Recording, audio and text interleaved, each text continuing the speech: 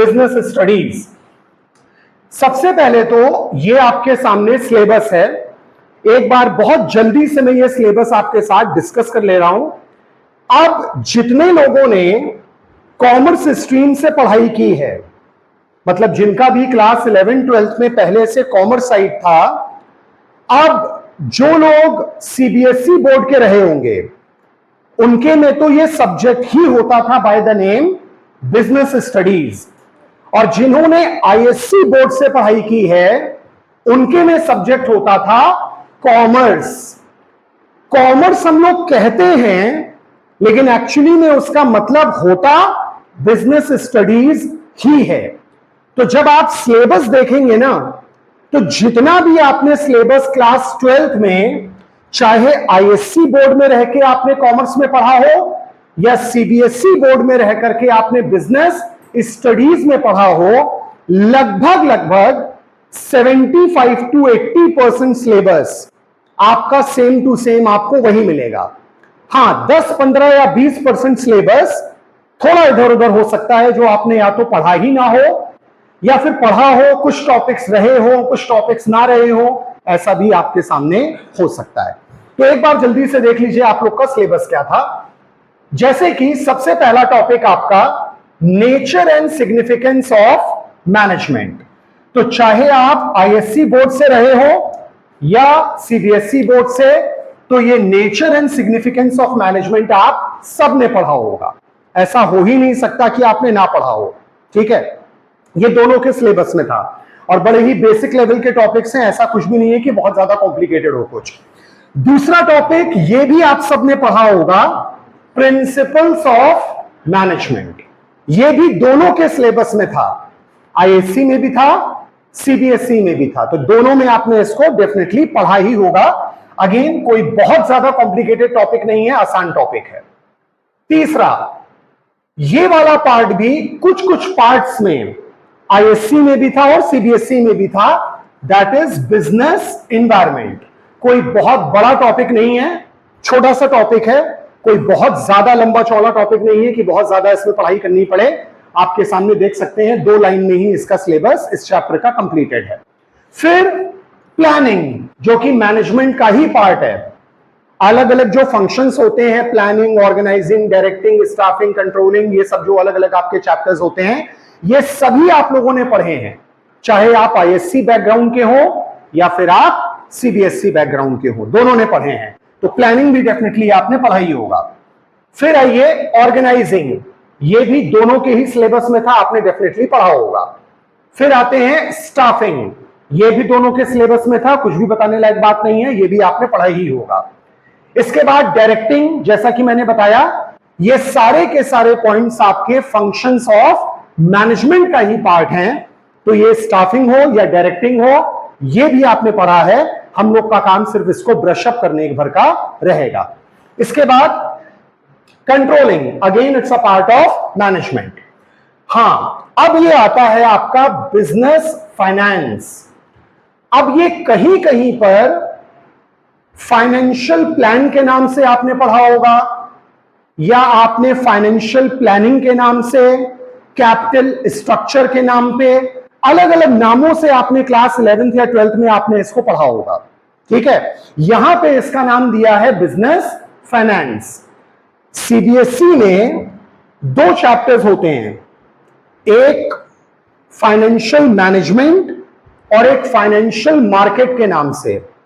तो उसमें से एक चैप्टर आपका यहां पर नहीं है, सिर्फ पहला वाला है जिसका नाम है यहां पर बिजनेस फाइनेंस। ठीक है, तो मोर और लेस, मतलब मैं ये नहीं कह रहा कि पूरा 100% आपने ऐसे ही पढ़ा होगा, लेकिन फिर भी मेरा मानना है 80-90% आपने 12th में जरूर पढ़ा होगा, चाहे आप आईएससी के रहे हो या फिर आप सीबीएसई के। तो ये दोनों का पढ़ा हुआ चैप्टर है। इसके अलावा मार्केटिंग एक बड़ा टॉपिक है, लेकिन आसान टॉपिक है। टॉपिक बड़ा जरूर है, लेकिन कोई कॉम्प्लिकेटेड टॉपिक नहीं है, आसान टॉपिक है।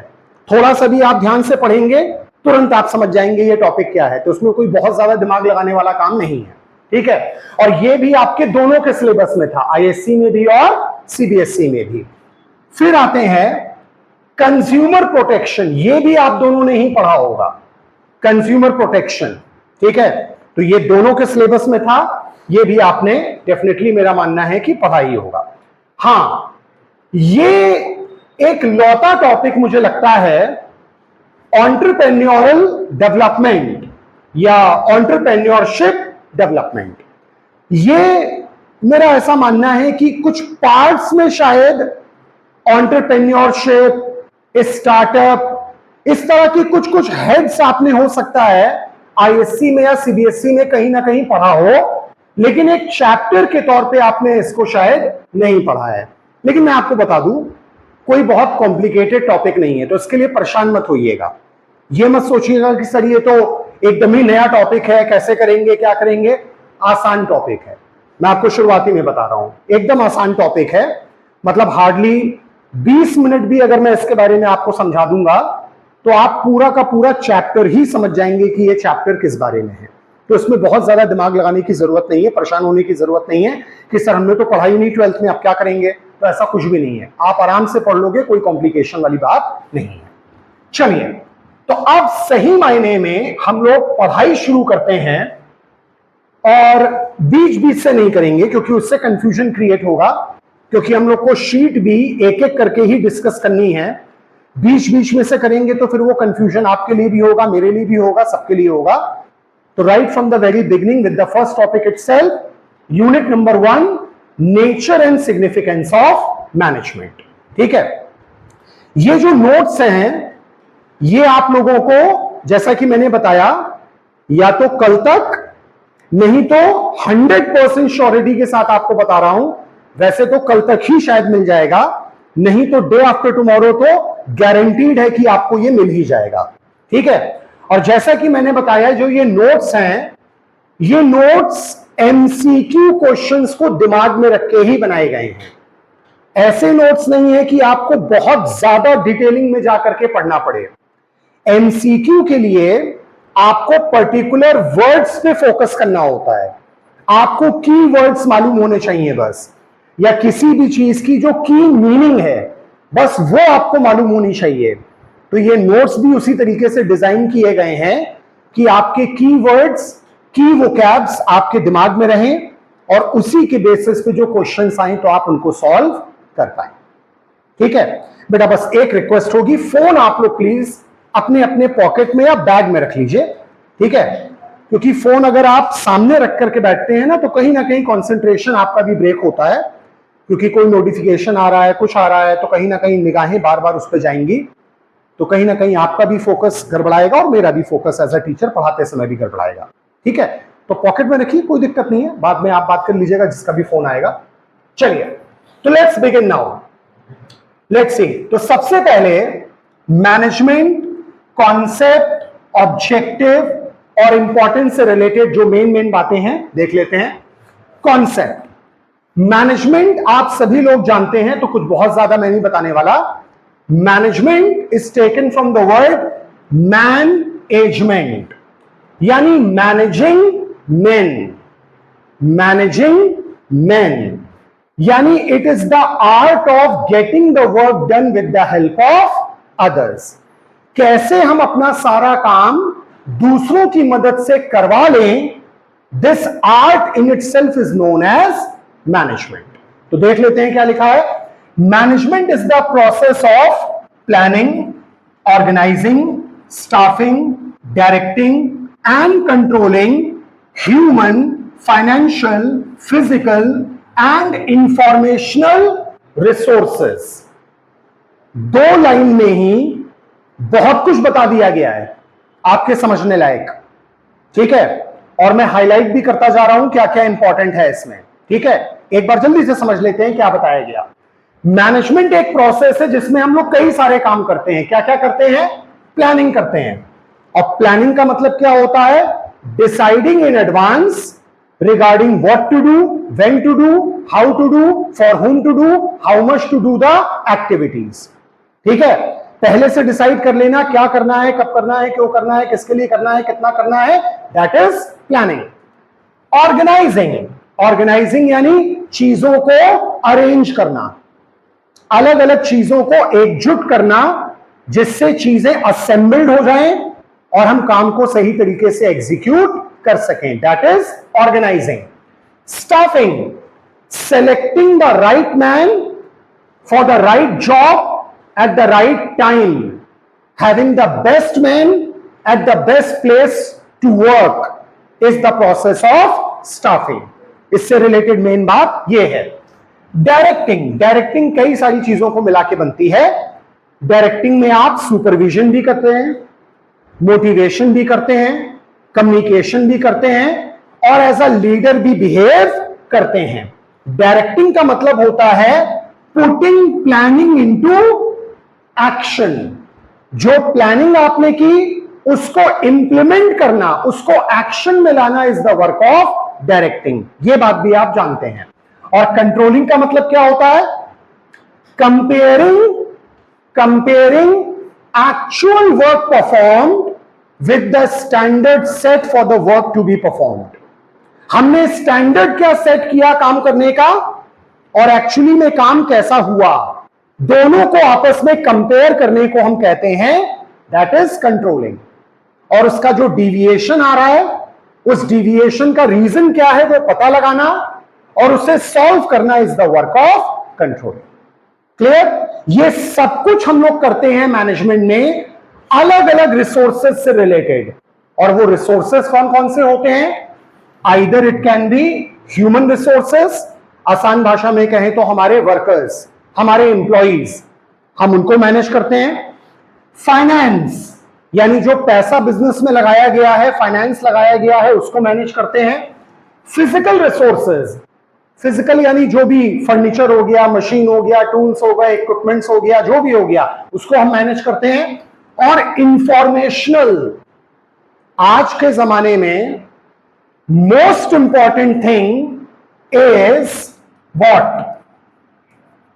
डेटा। अगर आपके पास डेटा नहीं है तो आप कभी भी सक्सीड नहीं कर सकते। और ये आप अच्छे तरीके से जानते हैं भाई, आज का जो हाईटेक जमाना है, आप सब जानते हैं कि भाई फेसबुक हो, व्हाट्सएप हो, इंस्टाग्राम हो, कुछ भी हो, ये सब हम लोगों से 1 रुपया भी चार्ज नहीं करते। लेकिन जो इनके ओनर्स हैं वो रिचेस्ट लोग हैं दुनिया के। How? Just on the basis of data which we give them. On the basis of that data, they manage everything to earn millions and billions of rupees throughout the year. तो ये सारी चीजों को manage करना is the part of management. I hope ये बात समझ में आ गई आप लोग को। चलिए आगे बढ़ते हैं जल्दी जल्दी। ऑब्जेक्टिव्स, मैनेजमेंट के ऑब्जेक्टिव्स 3 कैटेगरीज में होते हैं, ऑर्गेनाइजेशनल, सोशल, पर्सनल। तीनों का मतलब आप जानते हैं, बस मेन बात देख लीजिए। ऑर्गेनाइजेशन से related profitability, growth and survival, ये 3 चीज होती हैं। कैसे ऑर्गेनाइजेशन को प्रॉफिट में लाएं, उसकी ग्रोथ करें और लंबे समय तक सर्वाइव करें। सोशल ऑब्जेक्टिव, सोसाइटी को दिमाग में रख के क्या ऑब्जेक्टिव होते हैं? एथिकल प्रैक्टिसेस, यानी ईमानदारी से बिजनेस करें, और कम्युनिटी डेवलपमेंट, सोशल अपलिफ्टमेंट लोगों का करें। ये हमारा सोशल ऑब्जेक्टिव है। पर्सनल, करियर ग्रोथ करें हम अपने एम्प्लॉइज की और उन्हें क्या प्रोवाइड करें? Job satisfaction. ठीक है? अब जैसे क्वेश्चंस कैसे फ्रेम होंगे इसमें, मान लीजिए आपसे कहा गया, क्वेश्चन ये आ गया, which of the following is an organisational objective of management. ठीक है? 4 ऑप्शन दे दिए गए, एक दे दिया career growth, ethical practices, job satisfaction और सर्वाइवल। अब आपको अगर ये मालूम होगा कि सर्वाइवल तो ऑर्गेनाइजेशनल ऑब्जेक्टिव होता है, तभी आप टिक लगा पाएंगे उस आंसर पे। ऐसे ऑब्जेक्टिव तो चारों ही हैं, ऑब्जेक्टिव इन जनरल देखें तो चारों हैं, लेकिन ऑर्गेनाइजेशनल कौन सा है ये आपको मालूम होना चाहिए, पर्सनल कौन सा है ये आपको मालूम होना चाहिए। तो आपके लिए कीवर्ड्स ये हैं। आ रही बात समझ में? आपको डिटेलिंग में जाने की जरूरत नहीं है, कोई फायदा नहीं है, टाइम वेस्ट होगा उसमें। इंपॉर्टेंस क्या है, इसको भी बहुत ज्यादा डिटेल में नहीं जाएंगे। मैनेजमेंट की इंपॉर्टेंस क्या है? Helps achieving group goals efficiently. Purpose होता है सारे गोल्स हम अपने एफिशिएंटली अचीव करें। Ensures optimum utilisation of resources, resources का मिसयूज ना होने दें, बेस्ट यूज करें उसका हम। Creates a dynamic organisation that adapts to changes. Dynamism, dynamism का मतलब ही क्या होता है? Being dynamic. डायनेमिक होने का मतलब क्या होता है? Being able to adapt to the changes. अगर मैं आपसे ये पूछूं भाई, the only thing constant in the world is, आगे एक ब्लैंक है, क्या भरेंगे ब्लैंक में? Time is constant? No, change.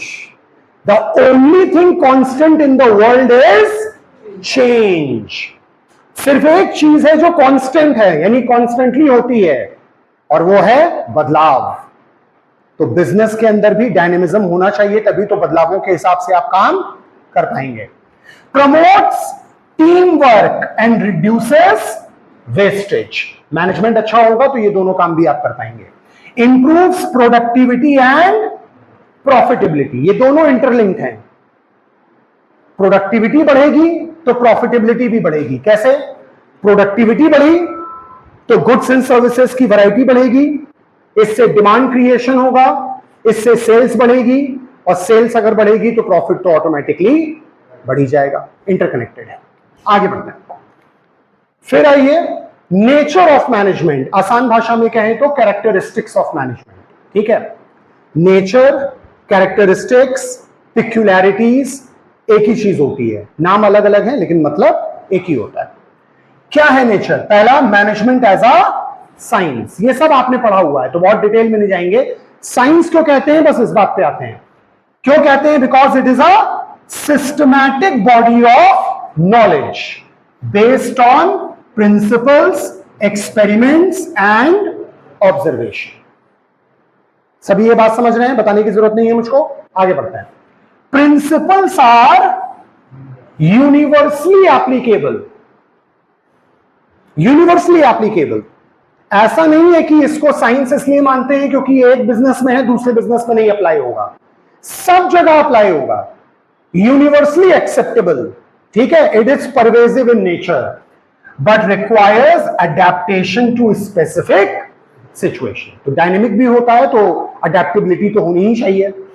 Management as an art, science हमें नॉलेज देती है, आर्ट उस नॉलेज के बेसिस पे चीजों को प्रैक्टिस में लाने में मदद करती है। ठीक है, having a pistol is a science but being able to hit at a target is not science, it is an art. ठीक है, ये डिजिटल पेन का होना इज अ साइंस, लेकिन इसका इस्तेमाल करके बोर्ड पे, डिजिटल बोर्ड पे लिखना आना इज एन आर्ट। ठीक है, तो आर्ट क्या है? It involves the practical application of knowledge and skills. It requires, आपके अंदर आर्ट है अगर तो क्यों है? बिकॉज क्या होना चाहिए? Creativity, personal judgement and innovation. Art ये सबको मिला के बनता है। इनोवेशन, तीन वर्ड्स होते हैं, डिस्कवरी, इन्वेंशन, इनोवेशन। सुनने वाले को सब एक जैसे लगते हैं लेकिन तीनों डिफरेंट है। बता सकता है कोई? डिस्कवरी, इन्वेंशन, इनोवेशन में अंतर क्या है? Discovery is something which was present earlier. Yes. We have founded it now. Fine. Innovation is implementing something to signify it in another manner. Perfect. And Invention? Invention is something to invent something which was never made earlier. Yes, perfect. Fill in the blanks है. Christopher Columbus dash America. Discovered America. Graham Bell dash telephone. Invented telephone. Discovery पुरानी चीजों की होती है जो पहले से है, उसको ढूंढ निकाला हमने। इन्वेंशन नई चीजों का होता है जो था ही नहीं पहले, और इनोवेशन मॉडिफिकेशन को कहते हैं। आप कह सकते हो कि भाई telephones were invented, mobiles are innovated. ठीक है, ऐसा कुछ। तो ये आर्ट होगी तभी तो आप कर पाएंगे ना। Management as a profession, management को हम प्रोफेशन भी मानते हैं। क्यों मानते हैं? आगे चल के आप में से भी बहुत सारे लोग होंगे जो शायद बीबीए, एमबीए की पढ़ाई करेंगे। जब आप एमबीए करते हो तो क्या है, एमबीए का फुल फॉर्म क्या है? Master of business application. यानी आप एक मास्टरी कोर्स कर रहे हो बिजनेस एप्लीकेशंस को समझने के लिए। यानी आप एक प्रोफेशनल बनने की कोशिश कर रहे हो in the field of management, है ना? तो क्यों प्रोफेशन है? It has a defined body of knowledge and the most important is it has ethical standards. Her profession का अपना एक कोड ऑफ कंडक्ट होता है, एक कोड ऑफ कंडक्ट होता है। किसी भी प्रोफेशन में आप हो, आप डॉक्टर हैं, लॉयर हैं, कुछ भी हैं, उसका एक कोड ऑफ कंडक्ट होता है, एक एथिकल प्रैक्टिस होती है कि आपका क्लाइंट आपको जो बातें बताएगा आप उस इंफॉर्मेशन का मिसयूज नहीं करेंगे। आप एक डॉक्टर के पास जाते हो तो डॉक्टर कहता है ना, भाई बिना शर्माए जो भी प्रॉब्लम है आप खुल के बताइए हमको। तो हम तो भाई डॉक्टर के सामने खुल के बता देते हैं, अरे सर ये प्रॉब्लम है, ऐसा है, वैसा है, वैसा है, ये है, वो है। अब हम ये तो एक्सपेक्ट नहीं करेंगे ना कि डॉक्टर हमारे किसी रिश्तेदार को या दोस्त को फोन करके, अरे मालूम है उनको बीमारी क्या है, आप तो सोच भी नहीं सकते क्या बीमारी है। तो ये हम एक्सपेक्ट तो नहीं करेंगे ना। हम एक्सपेक्ट करेंगे कि हाँ भाई वो हमारी इंफॉर्मेशन अपने तक रखेगा। हम लॉयर के पास गए, हमने कहा भाई लॉयर साहब, वकील साहब बचा लीजिए हमको, हम फंस गए हैं ये। अब वो कहेगा ना भाई ऐसा है, खुल के हमको बताइए आप क्या हुआ था, मर्डर आप किए हैं कि नहीं? हम ही किए, बचा लीजिए बस। अब हम ये तो एक्सपेक्ट नहीं करेंगे कि हमारी आवाज रिकॉर्ड करके वो सबूत के तौर पर कोर्ट में दिखा दे उस चीज को, है ना? तो ये एथिकल स्टैंडर्ड्स होते हैं, मैनेजमेंट में भी ऐसा माना जाता है। फॉर्मल ट्रेनिंग करनी पड़ती है तभी आप प्रोफेशनल बनते हैं। However, it is not fully a profession as entry is not strictly regulated and managers may not always follow a code of conduct. Profession है, management is on the way of becoming profession, exact profession नहीं है। क्योंकि बहुत सारे लोग बिना management अलग से सीखे भी मैनेजमेंट का काम करते हैं। इट इज जस्ट लाइक बिना डिग्री के भी तो बहुत सारे लोग डॉक्टर का क्लिनिक खोल के बैठते हैं, झोला छाप डॉक्टर्स, बहुत सारे ऐसे होते हैं।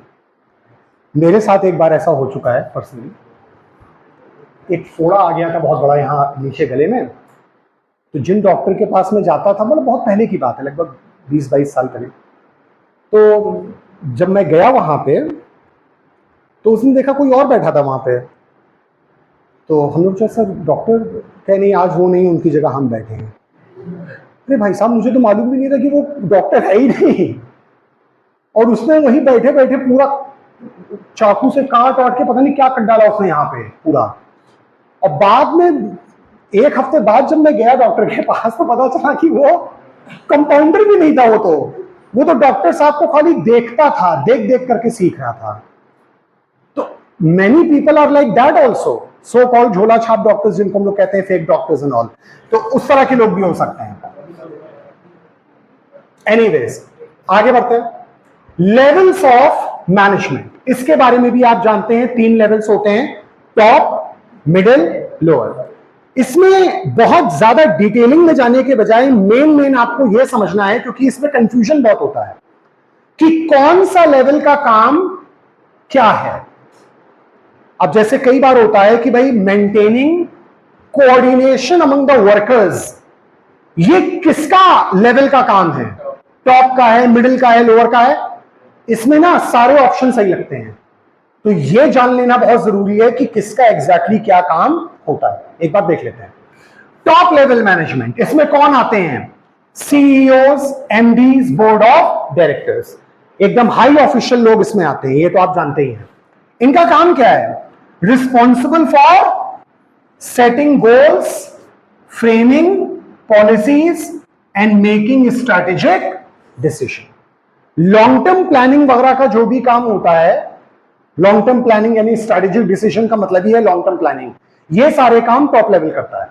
Focus on long term planning and organisational growth, तो आपको इस बात पे ध्यान रखना है, इनका मेन काम है लॉन्ग टर्म प्लानिंग और ऑर्गेनाइजेशनल ग्रोथ पे फोकस करना। ये किसी और का काम नहीं है कि मिडिल लेवल का काम है, लोअर लेवल का, ऐसा नहीं, ये सिर्फ टॉप लेवल का है।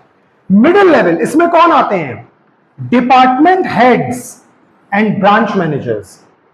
अब जैसे प्रोडक्शन डिपार्टमेंट है, उसका जो प्रोडक्शन मैनेजर है वो मिडिल लेवल पे आएगा, ठीक है। अब इसका काम क्या है? Acts as a bridge in between top and lower level, ये तो आप जानते ही हैं।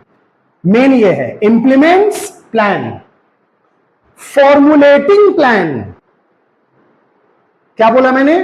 फॉर्मुलेटिंग प्लान, ये किसका काम है? टॉप लेवल का। और फॉर्मुलेट होने के बाद इंप्लीमेंटिंग दोस प्लान, ये किसका काम है? मिडिल लेवल का। कोऑर्डिनेट्स एक्टिविटीज, अलग अलग चीजों को कोऑर्डिनेट करना, इंटरलिंक करना, ठीक है, जोड़ना आपस में।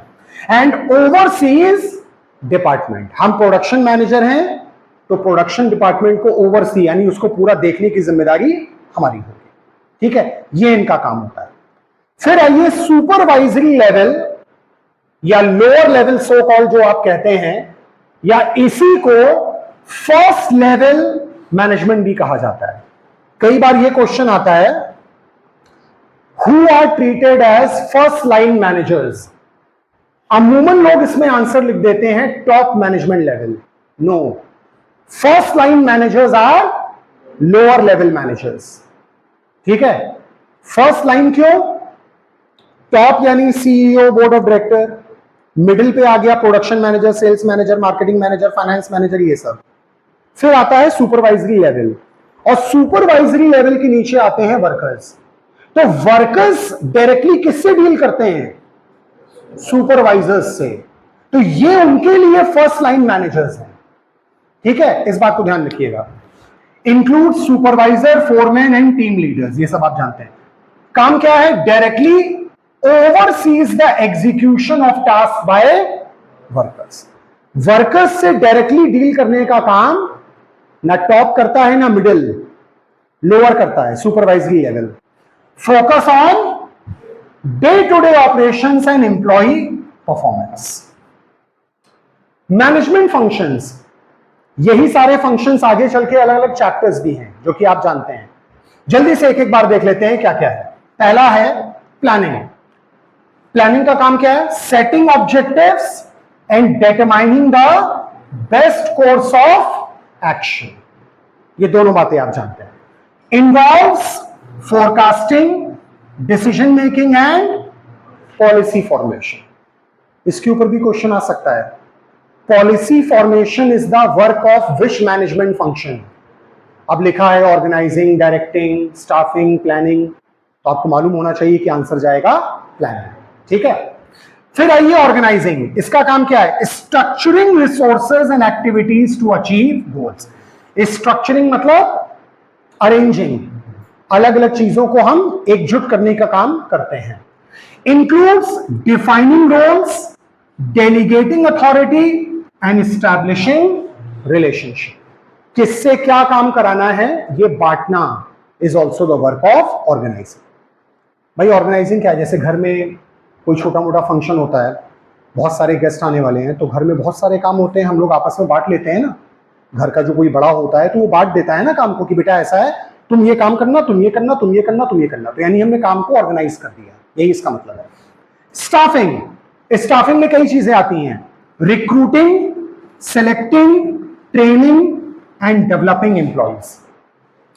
इसको इसी प्रोसेस में याद रखिएगा, क्योंकि कुछ क्वेश्चंस ऐसे भी आते हैं जिसमें आपको सीक्वेंस बताना होता है। क्या बताना होता है? सीक्वेंस, कि सबसे पहले क्या होता है, फिर क्या होता है, फिर क्या होता है, लास्ट में क्या होता है। स्टाफिंग की जब आप बात करते हैं तो शुरुआत होती है विद रिक्रूटमेंट, रिक्रूटमेंट के बाद होता है सिलेक्शन। रिक्रूटमेंट को हम एक पॉजिटिव प्रोसेस कहते हैं और सिलेक्शन को हम एक नेगेटिव प्रोसेस कहते हैं। रिक्रूटमेंट का मतलब होता है inviting everybody who wants to apply for the job, और सिलेक्शन का मतलब होता है only selecting the best and rejecting the rest. तो रिक्रूटमेंट में हम किसी को रिजेक्ट नहीं करते, सबसे कहते हैं तुम भी अप्लाई करो, तुम भी करो, तुम भी करो, तुम भी करो, तुम भी करो। अभी सीयूटी का फॉर्म है ना, सबने भरा है, हाँ, रिक्रूटमेंट चल रहा है अभी, तो सिलेक्शन तो रिजल्ट निकलने के बाद आएगा ना, तब फिर कॉलेज कहेगा नहीं नहीं ऐसा है, तुम लोग अभी रुक जाओ, पहले पहले इनका कर लेते हैं फिर देखते हैं अभी हम। तो सिलेक्शन बाद में होगा, ठीक है, ध्यान रखिएगा। सिलेक्शन होने के बाद क्या होती है, और ट्रेनिंग के बाद आप एज एन एम्प्लॉई डेवलप करते हैं, ठीक है। तो ये इस तरीके से चलेगा। Ensures the right people are at the right position, ये तो आप डेफिनेटली जानते हैं। फिर आइए डायरेक्टिंग, इसमें मेन बात क्या है, guiding and motivating employees to achieve objectives, ये दोनों बात आप जानते हैं। क्या क्या आता है, लीडरशिप आती है, कम्युनिकेशन आता है और सुपरविजन आता है, ये मैंने आपको शुरुआत में ही बताया था। कंट्रोलिंग पे आ जाइए, कंट्रोलिंग में क्या क्या है, monitoring performance and ensuring it aligns with plans. Standard क्या है और एक्चुअल क्या है, दोनों को कंपेयर करना is the work of controlling, यही मैंने बताया था, वही बताया जा रहा है। Involve setting standards, measuring performance and correcting deviation, ये सारी बात मैंने आपको बताई थी। फिर last topic of this, coordination. इसमें क्या क्या है, नेचर यानी कैरेक्टरिस्टिक क्या है, कोऑर्डिनेशन इज, इसके ऊपर बार बार क्वेश्चन आता है, एसेंस ऑफ मैनेजमेंट, यानी it is the soul of management. ये मैनेजमेंट की एक तरीके से आत्मा है। आपने सारे काम कर लिए, प्लानिंग कर लिया, सब कुछ कर लिया, लेकिन आप चीजों को अगर कोऑर्डिनेट नहीं कर पाए तो सब बेकार हो जाएगा। तो ये सही मायने में मैनेजमेंट की आत्मा है, it's a soul of management, because it ensures harmony among activities and departments. It is a continuous process, लगातार होता रहता है, ऐसा नहीं कि एक बार कर दिए फिर छूट गया हमेशा के लिए, लगातार होता है। रिक्वायर्ड एट ऑल लेवल्स, और इसका मेन काम है इंटीग्रेट्स ग्रुप एफर्ट्स। हम लोग कहते हैं ना कि management is a group activity, तो मैनेजमेंट को कोई इंडिविजुअल अकेले नहीं चला सकता, एक ग्रुप के तौर पे चलाया जाता है, तो उसे ग्रुप बनाने का काम ये कोऑर्डिनेशन ही करता है।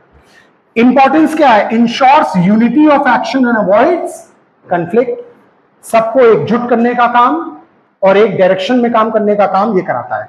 Improves efficiency and effectiveness, helps achieve organisational goals by aligning individuals and departmental efforts. याद करिए, आप लोगों ने फेयोल प्रिंसिपल्स पढ़े हैं, subordination of individual interest to general interest, ये वही कह रहा है। यानी आप सिर्फ अपने बारे में मत सोचो, आप कलेक्टिवली पूरी टीम के बारे में सोचो, और ये आप तभी करा पाएंगे जब आपका कोऑर्डिनेशन बढ़िया होगा। प्रमोट्स, घूम फिर के वही बात, team work and reduces duplication of work. मतलब ऐसा ना हो कि एक ही काम कई बार हो गया जबकि जरूरत एक ही बार की, ये तभी हो पाएगा जब कोऑर्डिनेशन बढ़िया तरीके से काम करेगा। यहां तक की बात क्लियर?